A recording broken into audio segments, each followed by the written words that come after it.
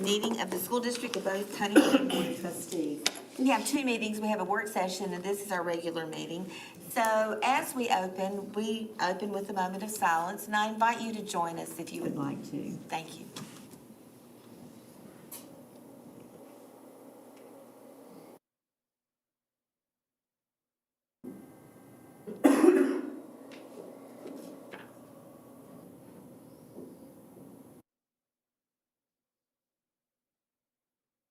Amen.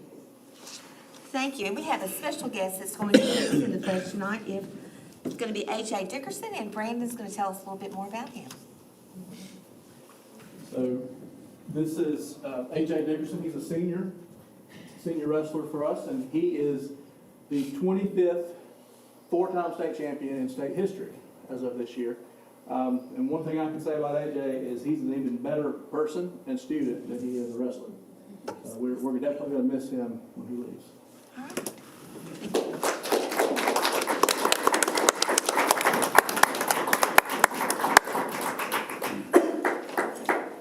I pledge allegiance to the flag of the United States of America and to the republic for which it stands, one nation, under God, indivisible, with liberty and justice for all.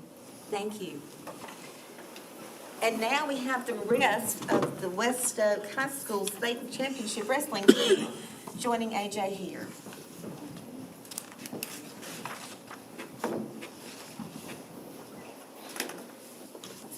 And we are so proud of them and the accomplishments that they have made.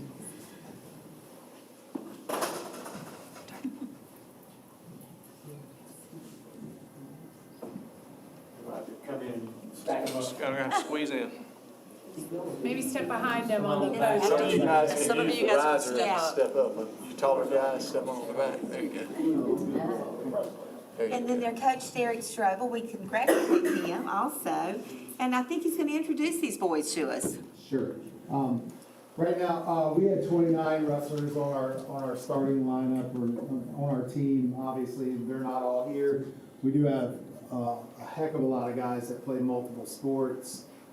So that's where they're at right now, either at practice or participating in a sport. So right now, we had 10 managers. We have Navia here. She was one of our managers. I'm not sure where the other ones are. I know mine's at gymnastics. So we have Cale Davis, who was placed third in the state. We have Abram Rogers, Gatlin Greer, Anthony Prioli, Josh Collins, Dylan Burgess, who was a state qualifier for us at 152 pounds, Ryan Addis, JT Box, Holden Durham, Landon Allen, who was a state runner-up for us at 120 pounds. Of course, you guys met AJ already, Corbin Dixon, and then Teague Strobel, who was our state champ at 113 pounds. So, thank you guys so much for recognizing us, and we really appreciate everything that you guys do and the support that we get. Well, we appreciate all the time and effort that all of y'all put in it. I know when Dr. Thorslin was there, he said it kind of looked like there was one coach for every student there. So I know there's a lot of volunteers, and this is a real community-supported sport, and we are just so proud of the accomplishments you made this year. Thank you for being here. Thank you.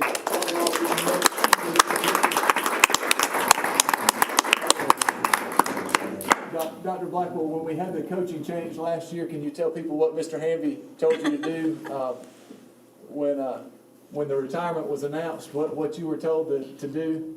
Well, I was given the green light to go and find the best person I could find, and I think we did that. I think so. And I appreciate the support that we were given by the district in order to be able to go and do that, because obviously, you know, the proof is there, first year in state championship. So. Get in with it, please. Thank you. Hey, can you two, y'all want to get in there? Y'all in minutes. Okay. All right, go ahead. They Mr. look Hamby. pretty They're good gonna like be they shy. are. I mean, shy. Yeah. Gosh. We got one more coming on in. Come on in, Steve. That's all right. You come on in, buddy. Who we got here, Coach? This is Ezekiel Burgos. Okay, all right. Make sure I use the right picture. Thank you guys so much. And the cows. Congratulations. Thank you.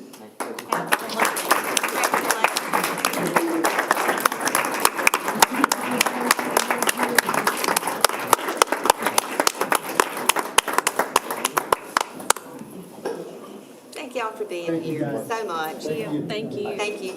Thank you, Dr. White. Best friends with my son. Oh, really? State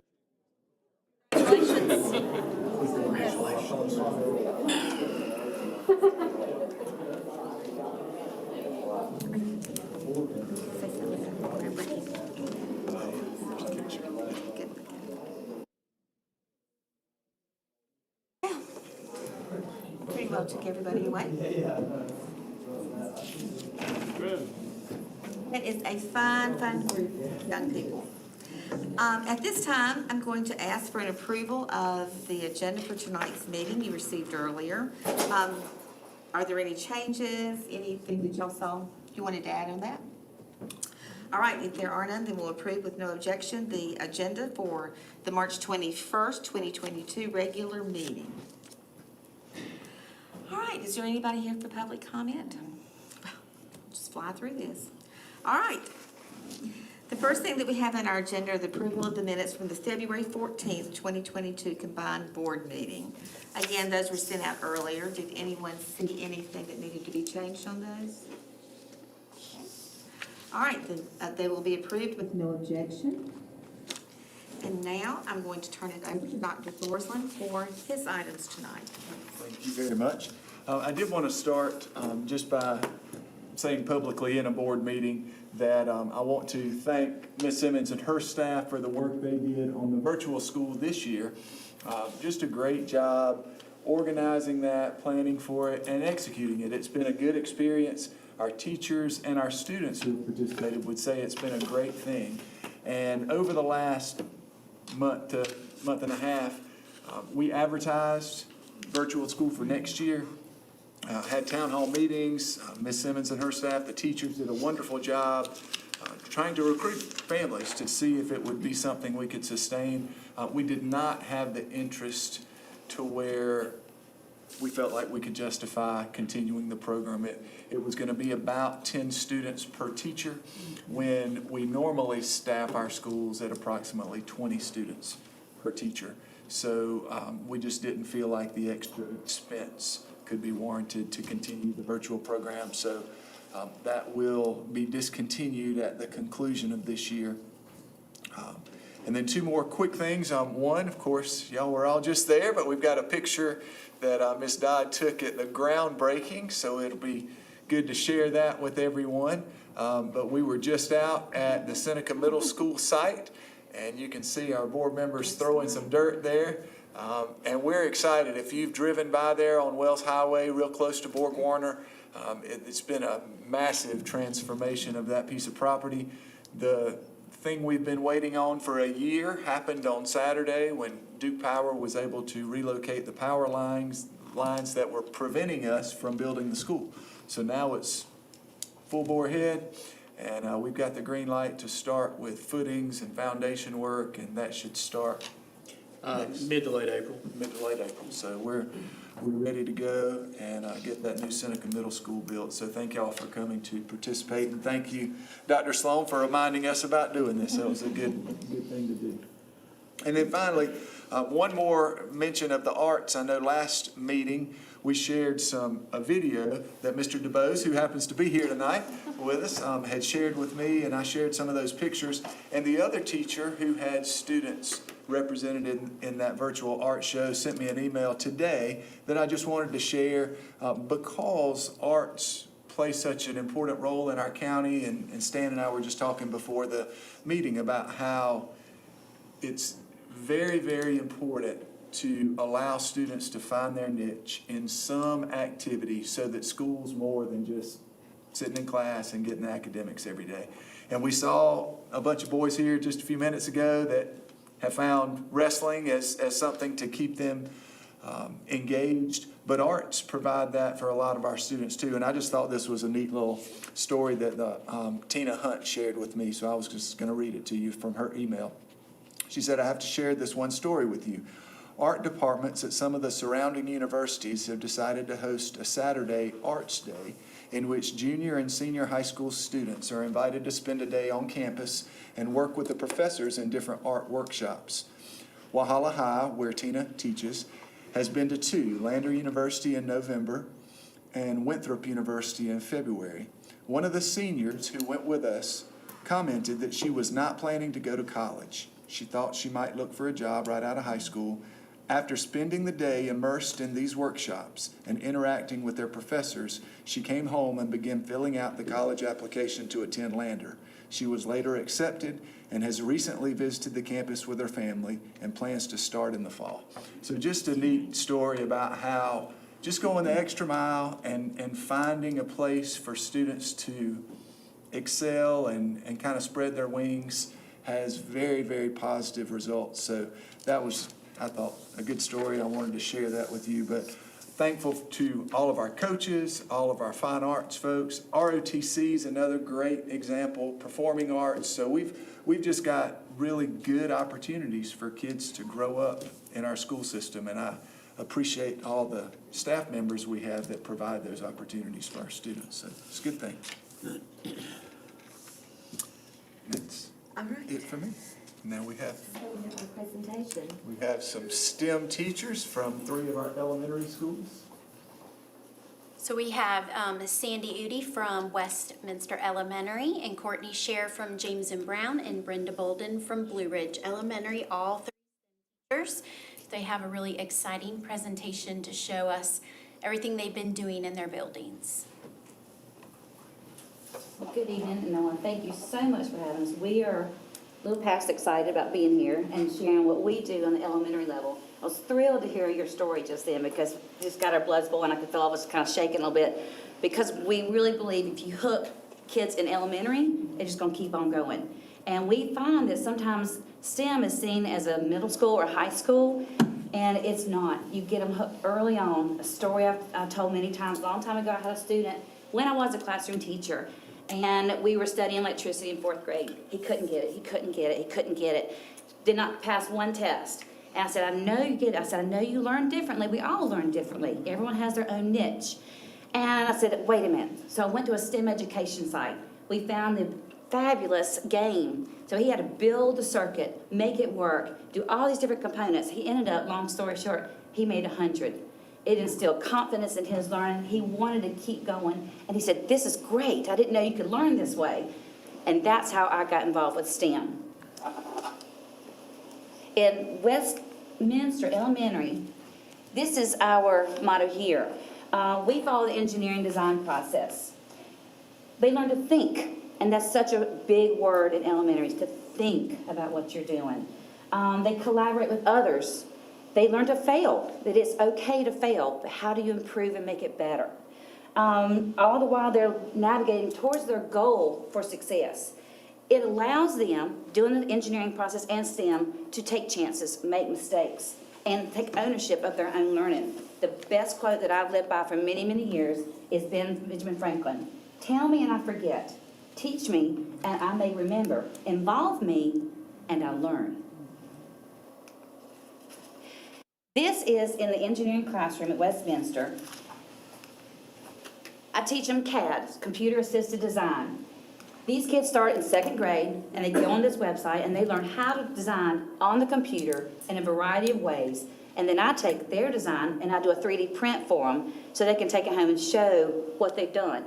For many years, people said we couldn't CAD. I said, yes, you can. They can do it. We spiral classroom content through electricity. They learn through games like snap circuits, and then how to build LED Christmas cards or Halloween lights. They learn force in motion by building Newton's cradle by recycled products, and then a paper roller coaster that allows for acceleration and movement. So all of these are supporting the classroom content, but they're learning in a very fun and engaging way. We also do inquiry-based learning through literacy. I teach one book, it's Your Mouth is Like a Volcano, and we do science experiments with 3 states of matter. They learned the little boy that harnessed the wind is a true story of this boy who built a wind turbine out of recycled material to save his community in Africa. And then we have our little man who's doing Goldilocks, where he could build a bed to save the bears so they wouldn't ever crash. We make connections outside of the classroom. We do Lego robotics, we do online coding and offline coding. The offline coding is non-computer where they use Ozabots, and the online coding is the Scratch game that they learn how to build a computer program and teach it to their peers. They have to teach each other and play each other's games. We do connecting with real-life engineering careers. I teach biomimicry in 5th grade, how nature inspires inventions. We talk about aerospace and mechanical engineers and civil engineers, and they build products and things along with that career. So they have a better understanding of the real world around them. Good job. At James and Brown, we have raised over $10,000 of supplies through various avenues, from Donors Choose to state and local grants and community donations from places like Tri-County ACE, Headley Nursery, Zone 7, Lowe's, Home Depot. STEM also created a school garden through the School Garden and Education and Instruction Assistance Program with Clemson Extension. And we can now successfully say that we're up to 14 raised beds, which we are planning on creating and extending our pollinator garden for our students. And all of our students are required to maintain our school garden, and my biggest job is to secure the supplies in order for them to do that. And the community has been extremely supportive in order to bring that school garden and hands-on learning to them. In addition, we received a Whole Foods gardening grant from the Whole Foods Kids Foundation, which was a $3,000 hydroponic tower, and we were able to grow at least 5 gallons of various types of lettuce that we turn and sell to the faculty and staff of our school, and then we use that money to buy different supplies that our students need throughout the school year. We also partnered with Folks, which is the Friends of Lake Kiwi Society, and they provided bluebird boxes for our students to be able to record data and research on the local birds in our area. And I fully believe that students learn best by doing it themselves and getting their hands dirty. The picture of the guy in the top corner there, his name is Alex, and he is I call him my assistant, and he helps me before school every day. The reason why he does that is because he was really struggling with his self-esteem, and our guidance counselor asked him, who do you think can help you the most, and where do you feel the safest in the building? And he said STEM. And so because of that, he's actually holding sweet potatoes in that bucket right there. We harvested sweet potatoes one morning together, and he had never realized that sweet potatoes grow underground. And that was, if you've never seen a child pull up a sweet potato before and they realize this is actually a vegetable in my hand, that is an experience that we want you to see for yourself. In addition, I was accepted into the Cornwall Collaborative Cohort with Roper Mountain Science Center, which is a 3-year commitment, and every time that you attend throughout the year, you receive $2,000 worth of supplies to take back to your school. And in addition to this summer, the Science Plus Institute donated an additional $2,000 worth of supplies for all of our students at James and Brown. And one of the other projects that we did in the picture on the left is the students using the supplies from the Roper Mountain Science Center, which are tuning forks, and so that way they can see and feel and hear all of the different types of sound waves. And in addition, there's a hyperlink on there for you guys to go in there. There's a whole file of pictures for you guys to view if you would like. And in these 3 pictures, we have our students assembling the raised beds from the Clemson University Extension Grant. And they had to build everything from the ground up. So I modeled how to put the raised bed together, and it was amazing to see them connect how everything was going to be put together in the long term. And that is a picture of our broccoli and cauliflower harvest part of it. And our kids were so ecstatic that we actually grew fruit and vegetables for the first time last year. And so that was really cool for them to be able to see, this is where my food comes from, not just the grocery store. And that last picture right there is a handheld pinball machine where students have to physically move a cardboard box. Instead of having a traditional pinball machine with flaps on the side, they have to move it themselves. So, and that incorporated a lot of engineering and design practices. I Hi, so Blue Ridge Elementary, this is my second year in the STEM lab, and I get the amazing opportunity to connect our students to the real world and to career opportunities that they've never heard of. So these are just a few of the programs that we're partnering with in our school.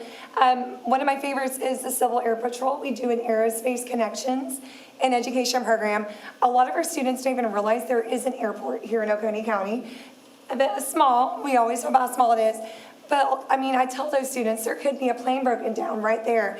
We don't want to call Atlanta or Greenville for a mechanic when we could have our own mechanics here in Oconee County and keep that money and revenue here. And I always tell them, pilots, we need pilots to fly out of there. You get to fly Dabo Sweeney. They freak out, and so they get all excited, and they start looking for those opportunities. They start looking for that airport that they may have driven by a lot of times. We also do a school gardening program, which is amazing because our kids don't realize that some of their food comes right here in Oconee County.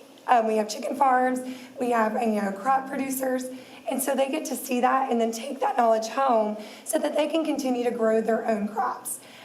Which also leads us to the next one. We are an awardee for the DHEC Champions for the Environment grant this year. We have received $2,500 to grow our composting program at Blue Ridge. They love the worms. They think we have pet worms now. It's great.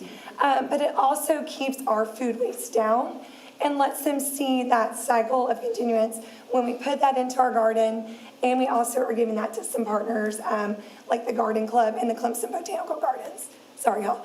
As you can tell, we've been working in that garden today by my voice. And then my biggest goal is to connect my students with opportunities that they may not get, especially our Title I students. So recently we had the Clemson University Biological Sciences and Creative Inquiry Center come in, and we did a virtual reality dive into the coral reefs of the Florida Keys. They had to count the fish, and they got to see how those scientists at Clemson work. Even before that, I didn't even realize that was an opportunity at Clemson. So our students got to make that connection, and thanks to that, our Clemson's seen the value in that. They want to come back. They actively want to invest in our students and continue that partnership. And then a little update, for the first time in the 7 years that I've worked at Blue Ridge, we were finally at the Science Fair again, which is a huge opportunity for my students to showcase themselves. And we actually did have on our first year award winner, Ms. Sophia Keese won second place in physical sciences. So that was an amazing thing, and these students got to see all those opportunities that Southern Wesleyan University provides us. And then, of course, we are a BCause grant recipient, so my students will now tell you to stand still, you're not a flower, they don't want you. So it's kind of gotten rid of some of that fear of a very necessary part of our nature. So, but the other thing I get to do, and coming from the general education classroom, this is kind of my joy as well, is bringing all of those components of the classroom into STEM. So we see those 4 letters, but I also get to do literacy. They get to, for the composting, we got to go into Newsella, and they got to see how much waste a school district actually produces through news articles. And they were blown away by how much we just kind of tossed in landfill, and that drove that passion. And of course, we continue to support mathematics, science, and the arts. Connie Compton is my next door neighbor, and I know what she teaches in art, and I can hold them accountable when we are doing engineering renderings and drawings as well. And then the last thing I love about my job is that in the elementary environment, we get to support the profile of a South Carolina graduate. The sooner we get that instilled in our students, the easier the high school teachers have working with them. So we do get to increase the interest in STEM, which is specifically mentioned in that profile. A lot of our girls by 4th and 5th grade have turned off the science and math part of their brain because a lot of society tells them, you're a reader, you're a writer. And in my classroom, a girl just won a science fair award. So I get to show them that STEM is everyone's business, and we all contribute to that. So I also get to show that in diverse student bodies. They get to see astronauts that look like them now. And I get to show our students that there's no barrier to what you want to do, whether it's engineering or science or working in computer science. And then we also do the essential work skills collaboration. Coming out of the pandemic, that's huge. our students had to relearn social work skills that had gone away in those 4 months that we were at home. And so we get to work together. We work through difficulties. And we have to think critically together, working on each other's strengths and weaknesses.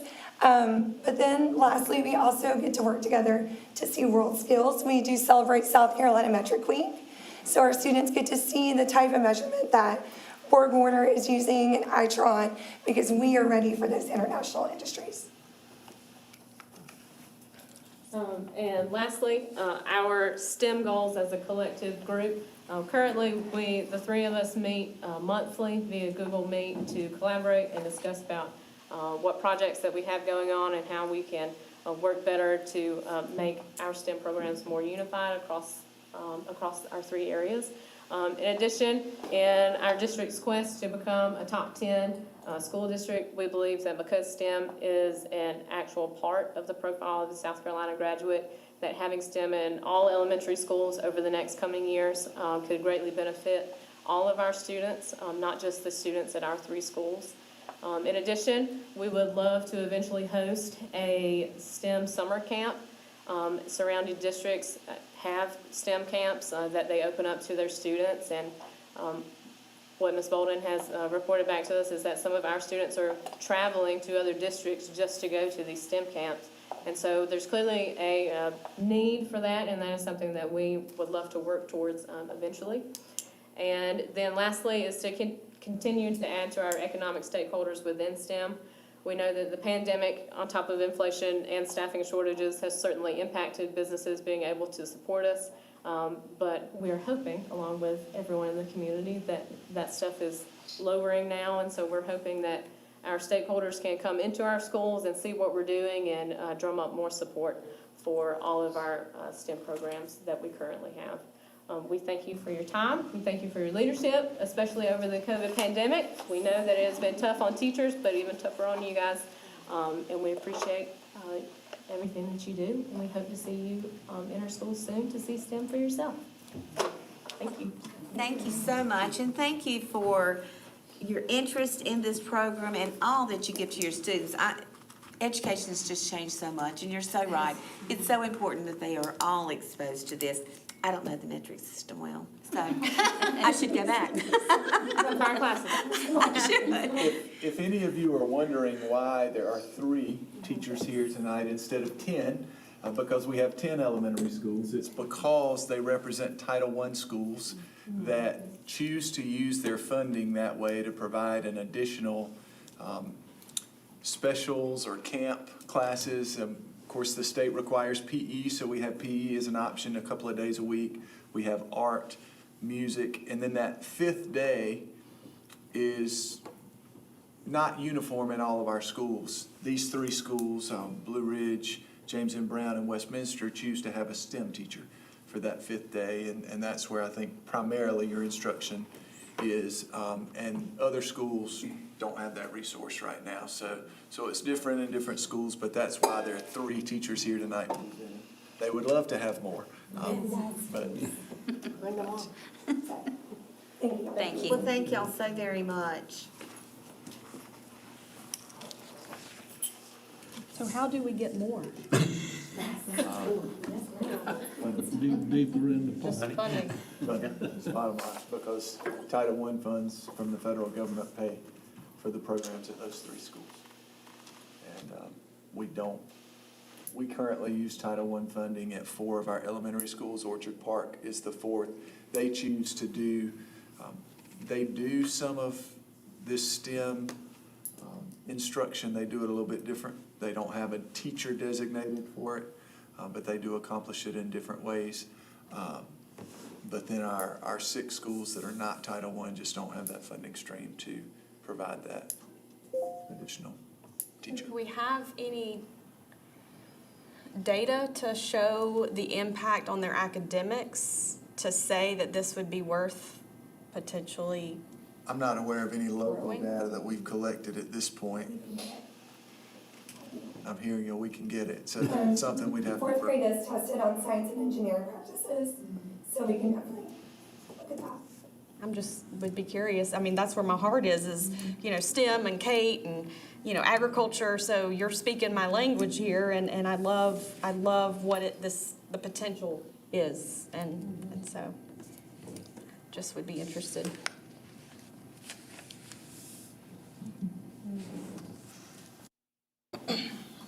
Well, again, thank you so much for being here. We appreciate it. All right, Mrs. Moore. So, one more look at the budget revision for this year. I have updated the state revenues for the adjustments made by the State Department after our 45th day reporting. And I've updated salaries and fringe, just recalculating for changes in movement between schools and funds. This budget is still balanced at a total of $107,946,926.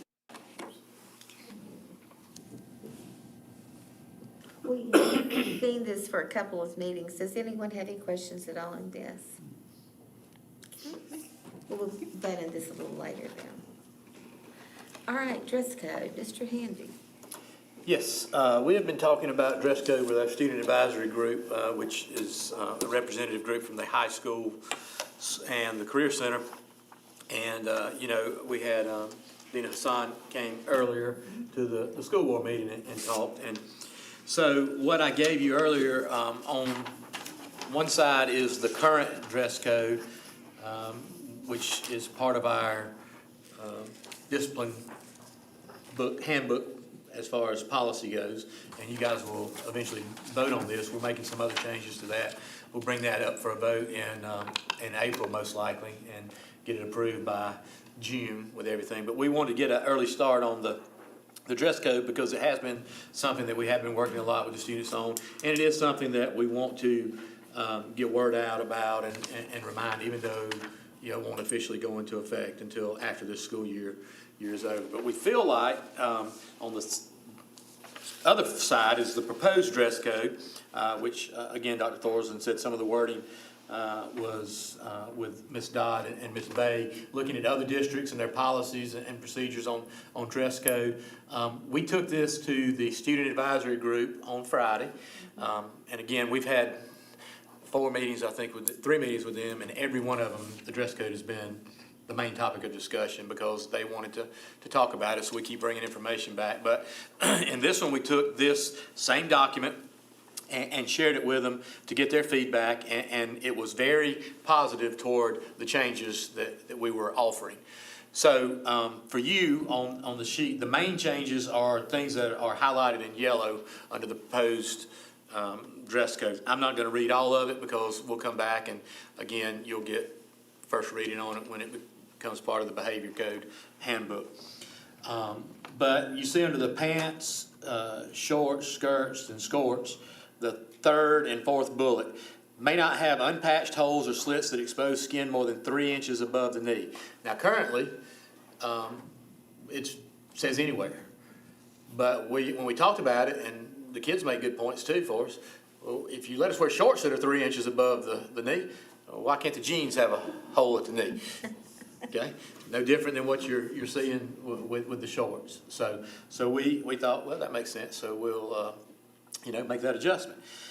This is the big one, or one of the big ones. Leggings, jettings, exercise yoga pants, tights, other form-fitting pants may be worn if the garment worn over them reaches the thigh in both the front and back. And tunic length is not a term I'm familiar with, but the ladies have shared that and helped me understand that is the appropriate term. Right now, what we hear from the kids, and you heard it from Dana, was that it's very difficult unless you wear like if my daughter were to get my double X sweatshirt or something and wear it, maybe it would hang down within 3 inches of her knee. So basically, leggings would be looked at a little bit differently as far as the coverage, as long as it was covering what needed to be covered.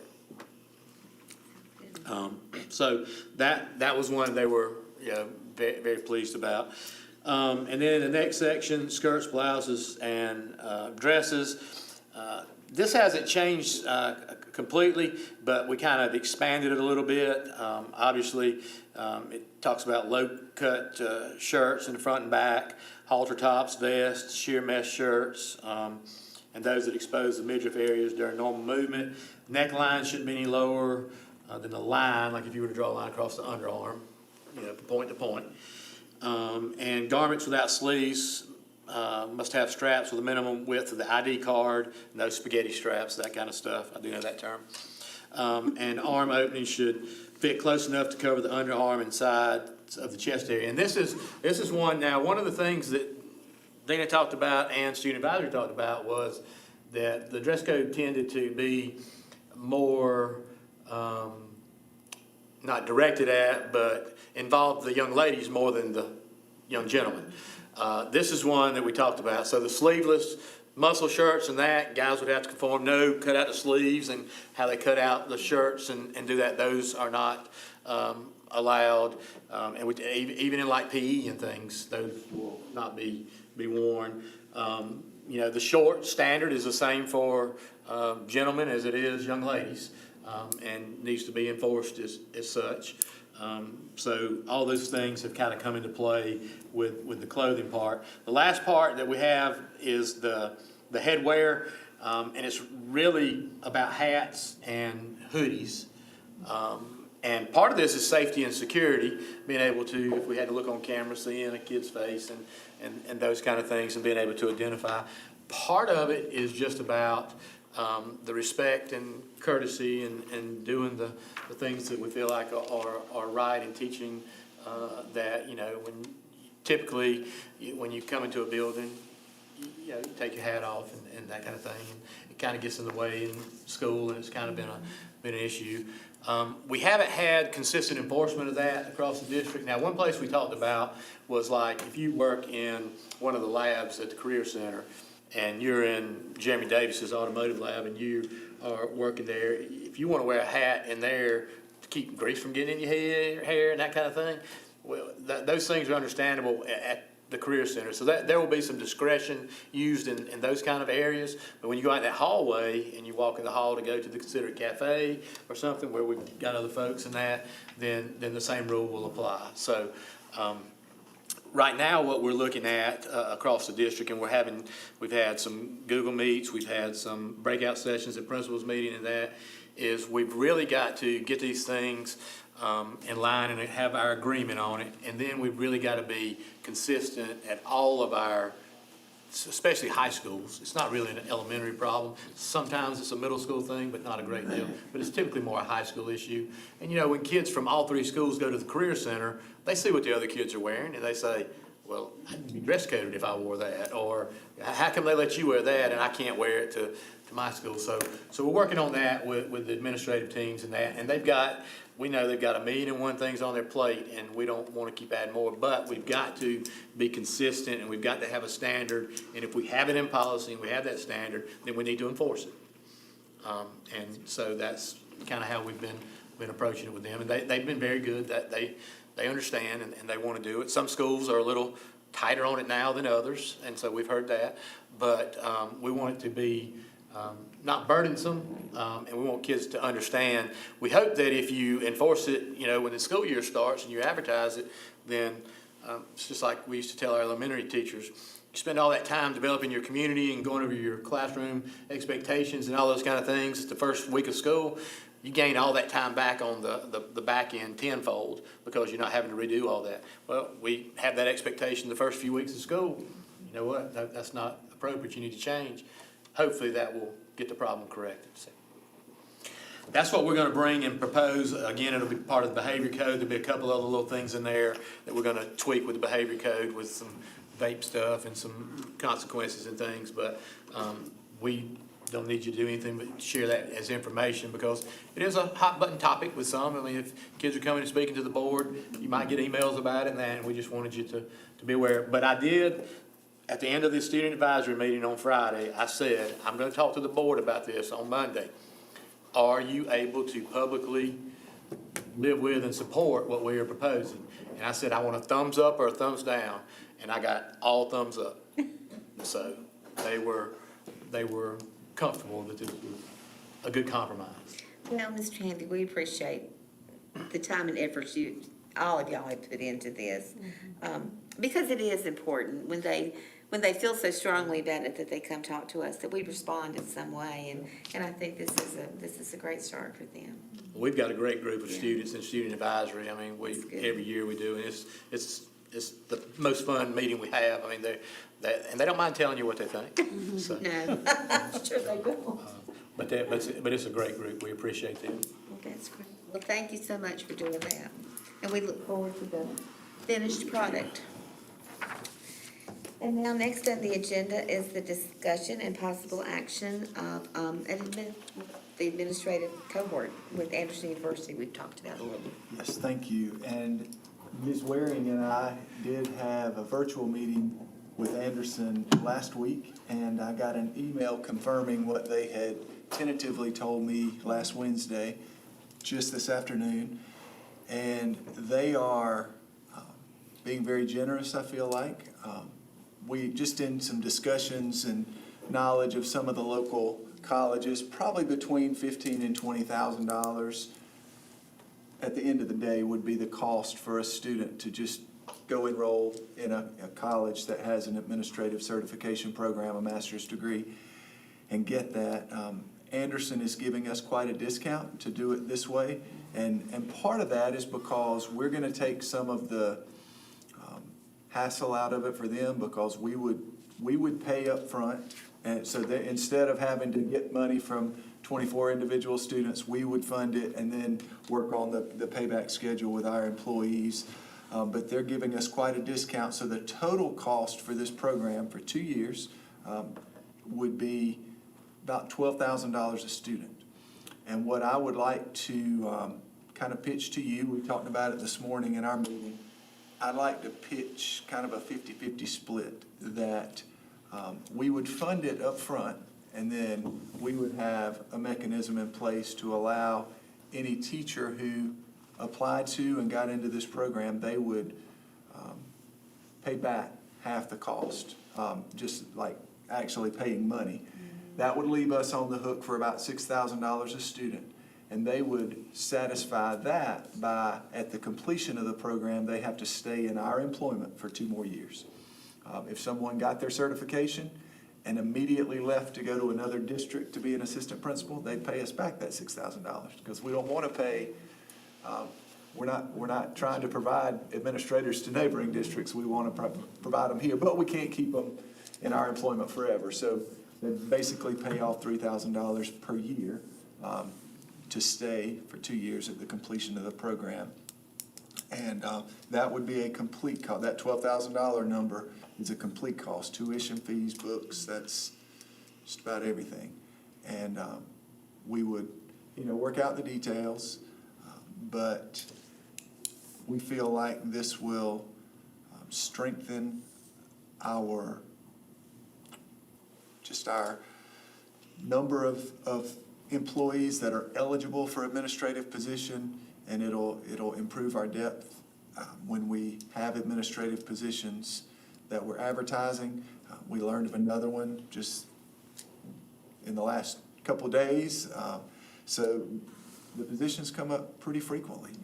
And at the principals meeting last Wednesday, we were discussing this, and I had just mentioned that I think the last time our school district did this was when Dr. Truesdale was here as superintendent.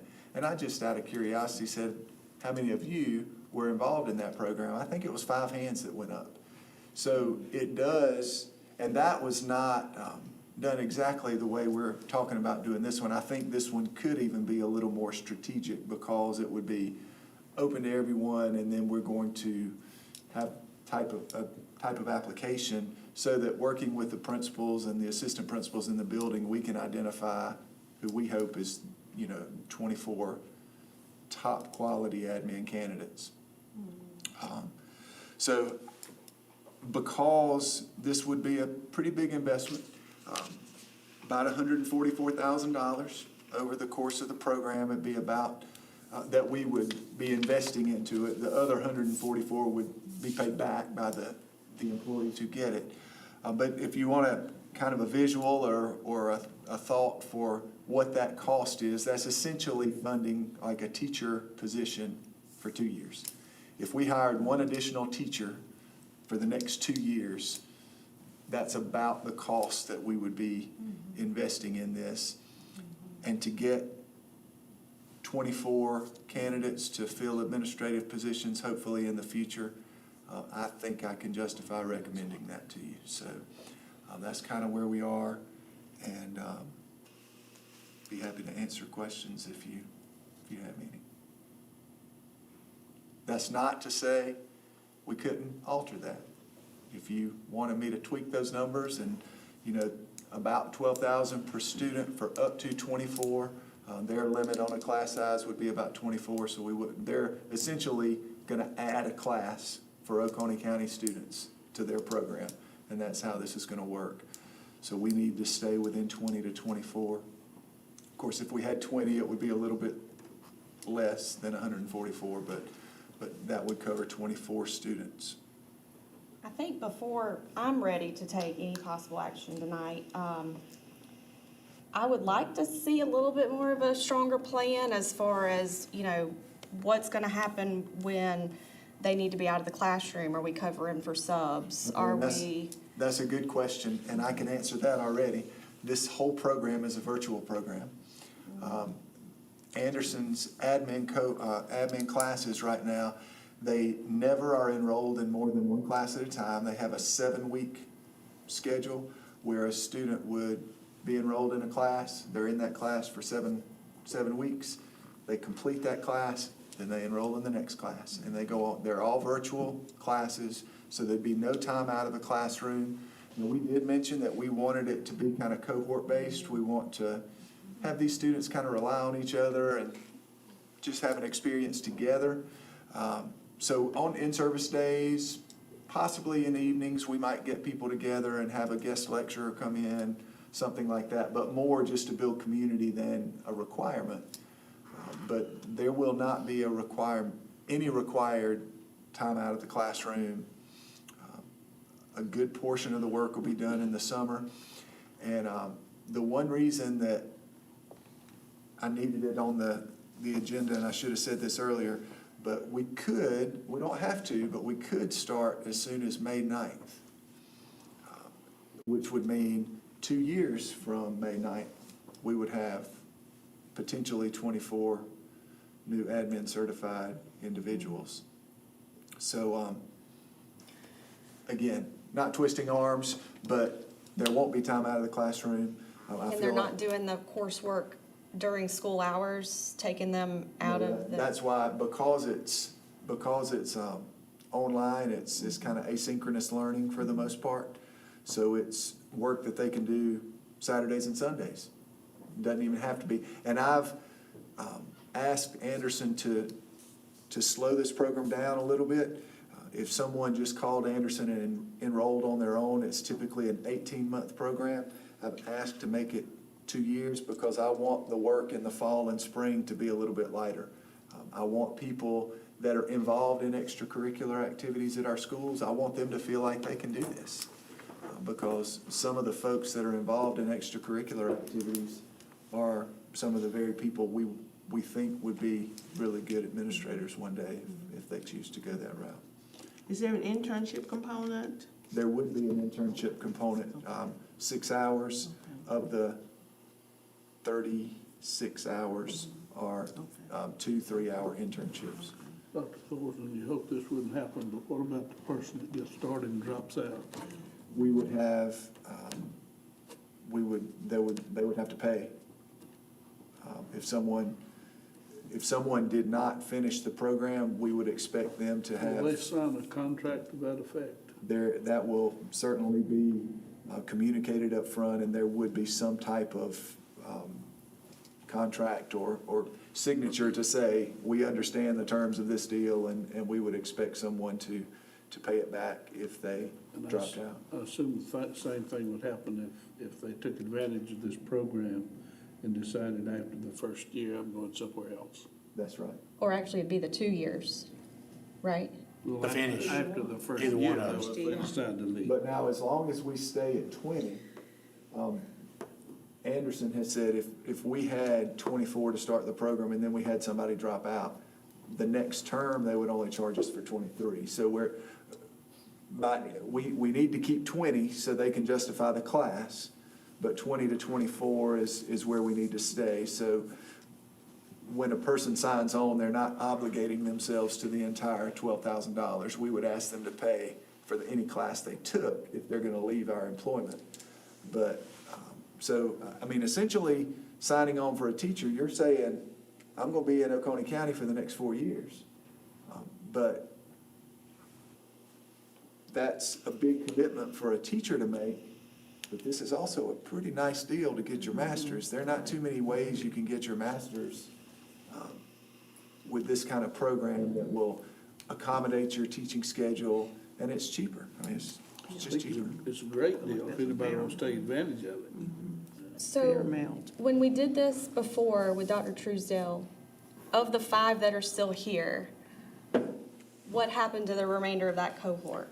And why aren't they here? Some Do in we other know? positions, like Shannon is in my department. She was Wahala L's principal for a long time, but she's the director of early Those learning. are just current principals. Yeah, those So are just they're- current And there were some that principals. never got into administration. They did it just to get the masters, so they get, for the pay raise. Well, and I guess that's another concern that I have is we're gonna take this 24 additional administrator, on our pay scale, that's gonna affect our budget and in salaries. It will. And I do have a big concern about that moving forward in the 4 years. Are we only doing this one time? Or in 2 more years, will there be another cohort, and another 2 years, will there be another one? We feel like addressing a need that we have in the district. So I certainly wouldn't want to say we'll never do it again. There's definitely not a plan to start another cohort in 6 months. But we would want to address needs as they arise. It's been, Dr. Truesdale was here, 17? She left, I think, in 2007, maybe, 2000. So it's been a while.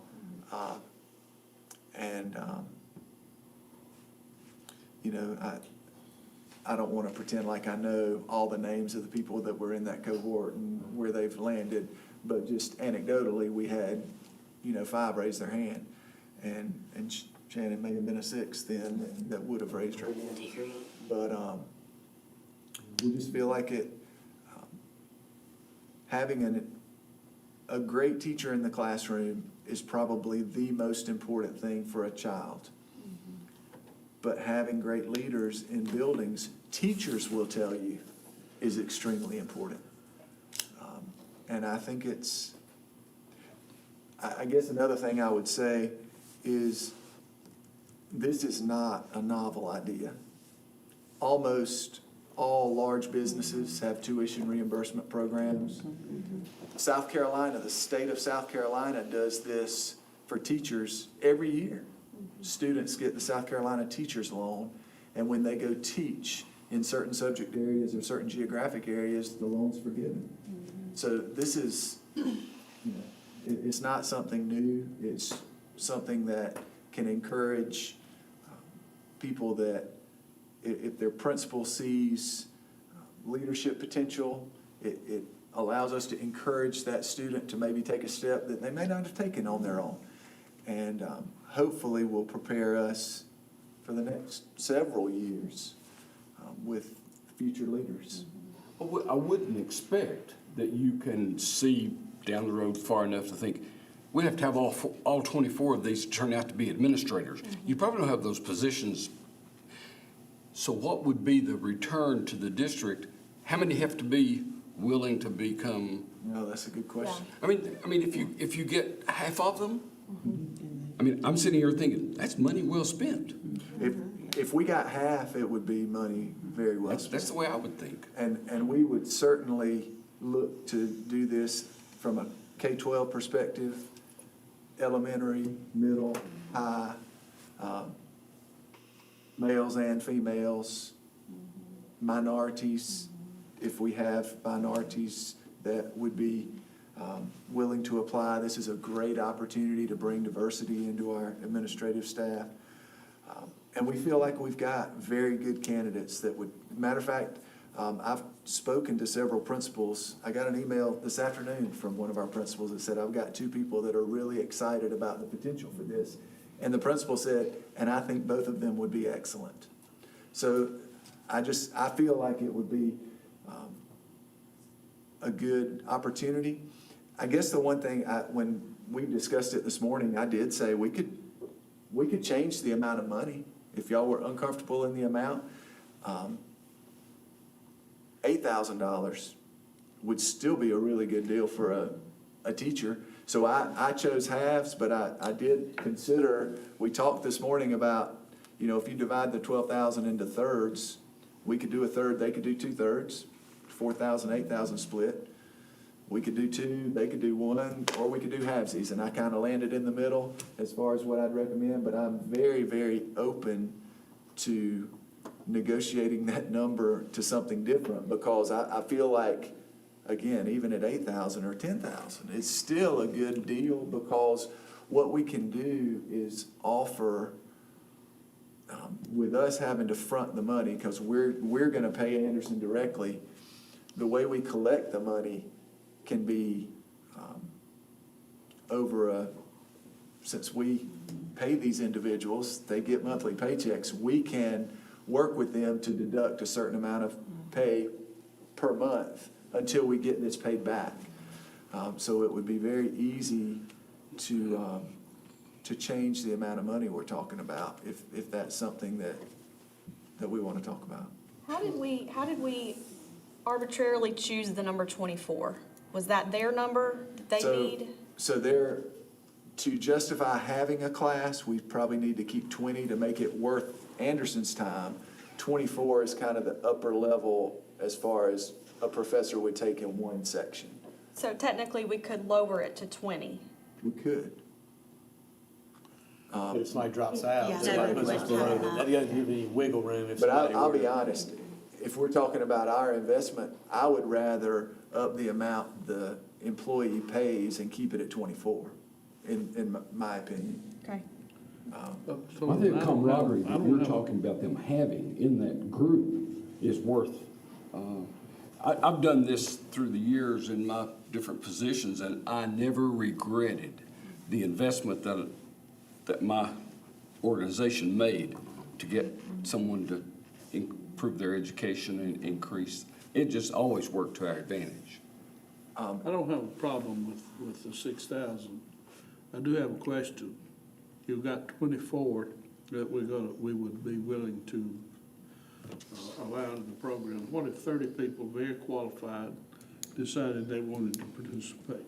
How do you choose the 24? It is no different than some very, very difficult decisions we've had to make in the last month on hiring people for positions that exist in the district. It's just, when you have something like this, I want 50 people to apply, because that means we're gonna get the top quality people. But at the end of the day, I'm not gonna dodge that. I mean, we would just have to make hard decisions. And we would do that based on references from their principals, discussing, I understand that. Pros and cons. But I think we need to be prepared for those 6 or those 10 that do want in and don't get in, that they say, well, if you don't think anymore of me.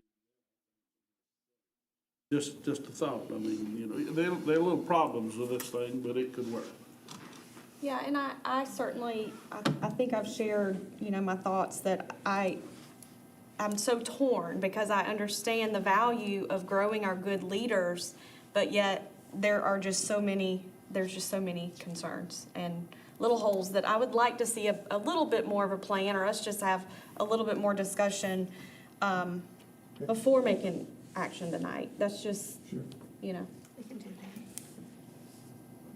all these questions that we've discussed. I mean, our plan for the application process would be that, matter of fact, Ms. Waring's already been working on how to send that out. It would go to SDOC staff. So every employee in the school district would get an email with explaining the program, the costs, the requirements on their part, how it would work, and anybody could apply as long as they met the qualifications that Anderson has for enrolling in their program. and understood that, you know, here's what you're signing on to.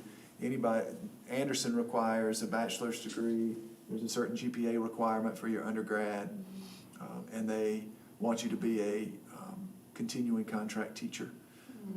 So there are some requirements on the Anderson side, and then, of course, we would want people that come highly recommended, and, you know, that we see leadership ability in. So, yeah, I'm not saying there aren't questions, but as far as paying it back, I don't think that's gonna be an issue at all, because teachers normally get steps every year. And this year, there's gonna be some type of cost of living adjustment along with that. So we can even, there's really not an upfront cost to teachers to be a part of this. It could be paid for with those step increases over the coming 2-3 years, to where the entire cost of the program wouldn't have to come out of pocket. So there's some really good advantages. The one thing that you've said that I don't have an answer for is, yeah, you're right. At the end of this program, 24 more people have an advanced degree of some kind. That means they command a higher salary. No question. That's a true statement, and that will have $100,000, $150,000 impact on our budget. If they go into, already into admin or not, yeah. Yeah, that's true. If they went into admin. Went in early, that It would negate that.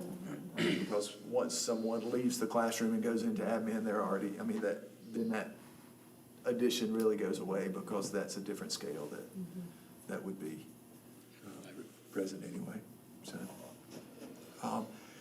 And again, I apologize for kind of bringing this up. Well, I guess last month, we talked about it a little bit, but as far as getting the details worked out, we could start later, so we can certainly talk about this more next month. We may not be able to make a May 9th start, but that's, we can start June, whatever well, it might even be August, because they did say they kind of see their summer as a semester, and then a fall semester, and then a spring semester, so it may be August before we start, but that's not the end of the world. We could certainly start a little bit later. That honestly would give us a little more time. We were trying to figure out how we could rush the process to meet that deadline, but we can wait. What would be that next deadline then? Would it be the next month or next No, semester, it would fall be, semester? it would probably be an August start as opposed to A May. maybe a August 20th start instead of a May 9th start. But again, I'm just happy that you're willing to consider it, because I do think it'll make, make our district stronger. I think it's a good idea. I think it's also a good idea to think about it a little more and think through some of these wrinkles that we've talked about and get it smoothed over a little bit. Okay. That will be perfectly fine, and we'll have it on the agenda for our April meeting. Does anyone have any specifics to give Dr. Thorsland that you want to hear about before this comes for a vote? Do we need to, can we give some thought to our exact questions Sure, and perhaps email them to you? That'd be great. And That would be so great. So 24, if you take, whatever the district's financial investment in this is gonna be, for every $1,000, it's $24,000. If we did 24, we had 24 spots in our program. So that's where I was coming up with 144. It's just, 6 times 24. So if we did $4,000 and had the students pay $8,000, that would drop it down below $100,000 for the district investment. And that's, again, while I do think that the district stands to benefit, so I think some investment on the school district's part is warranted. it's still a pretty good deal for students if it was just students bear the whole cost. So that's, that will be on the table as well. We would still be the guarantor. We'd still pay the bills and then collect the money from the students. But that's an option. If they left, we wouldn't be able to collect though, right? After the 2 years. Well, there would have to be some type of contract, like Mr. Herring said. They would be signing off on the agreement that they would have to pay if they left. If they left, okay. I don't think, if we didn't put any financial, if we didn't put any investment in it, then you're right, at the end of the 2 years, it would be pretty hard for us to, I mean, what would we would collect what they owe, but it'd be hard to tell someone they had to stay in our employment because we wouldn't have, had any investment in that program other than just being the flow through for the money. But you're right, there are a lot of tuition reimbursements. I know we have it where we work, so it is a common practice, and it's something that you can really, I think you can improve the possibility of those people staying with you and continue employment with you. They're going to be more highly educated and be available to take advantage of the positions that come open. Because as you know, it used to be people got a job, they stayed there forever, and it's not like that anymore. We see a lot of changeover, and it can be moving. There's a lot of reasons, but we do see a lot. So I just, if you will just email any questions that you have so we can get them cleared up, have that discussion, would be great. And we'll hold off on action of this tonight now.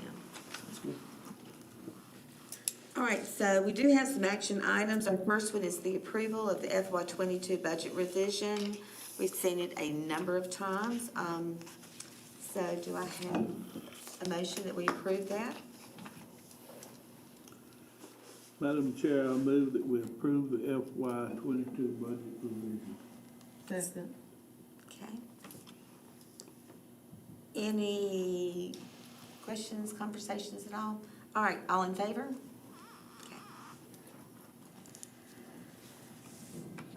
We also have seen several times policy ADF on district wellness. Is there anything anyone needs to add on that? Do you want me I just think to- it's real simple.